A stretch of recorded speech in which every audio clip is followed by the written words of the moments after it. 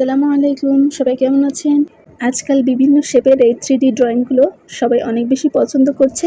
এ ধরনের ড্রয়িংয়ের মূল বিশেষত্ব হলো এটি দেখলেই মনে হয় অনেকগুলো মানুষ একে অপরের হাত ধরে একটি আকৃতি তৈরি করেছে, যাকে ইউনিটি বলা হয়। আমি আজকে খুব সহজভাবে হার্ট আকৃতির একটি 3D ড্রয়িং শেয়ার করতে যাচ্ছি। শেষ পর্যন্ত সাথেই থাকুন।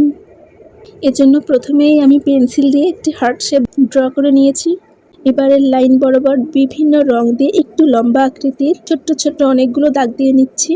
আমি এখানে লাল, নীল, বাদামি এবং বেগুনি এই 4টি কালার নিয়েছি। আপনারা যে কোনো কালার করতে পারেন অথবা কালার ছাড়াও এটাকে সুন্দরভাবে এঁকে নিতে পারেন। এবার কালারগুলোর উপরে মাথার শেপ দেওয়ার জন্য কালো রং দিয়ে গোল গোল সার্কেল এঁকে নিচ্ছি। মাথার সার্কেল আঁকা শেষ হলে এরপর রঙগুলোর নিচের দিকটাতে 2টি করে দাগ দিয়ে লম্বা লম্বা পা এঁকে নেব। সম্পূর্ণ হার্ট শেপটিতে পা আঁকা হয়ে গেলে এবার হাত আঁকার পালা।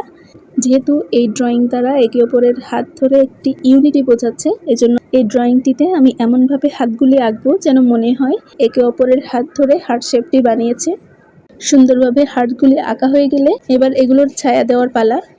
অনেকেরই ছায়া দিতে গেলে ভুল হতে পারে, কোন দিকে ছায়া দিব এটা নাও বুঝে উঠতে পারেন। এজন্য হার্টটির যে কোনো এক পাশে একটি মোমবাতি চিন্তা করবেন এবং মোমবাতির আলোতে ছায়াগুলো কোন দিকে পড়ে সেটা চিন্তা করে আপনারা ছায়াগুলো দিয়ে দিতে পারেন। যাতে ভুল না হয়, আমিও কিন্তু এই রুলটা ফলো করেছি। ব্যাস, শ্যাডো অ্যাড করা হয়ে গেলে দারুণ একটি 3D ড্রয়িং রেডি হয়ে গেল। এই ধরনের 3D ড্রয়িং আমি আজকে প্রথমে গেছি, কেমন হয়েছে জানাতে ভুলবেন না। এতক্ষণ সাথে থাকার জন্য অনেক অনেক ধন্যবাদ।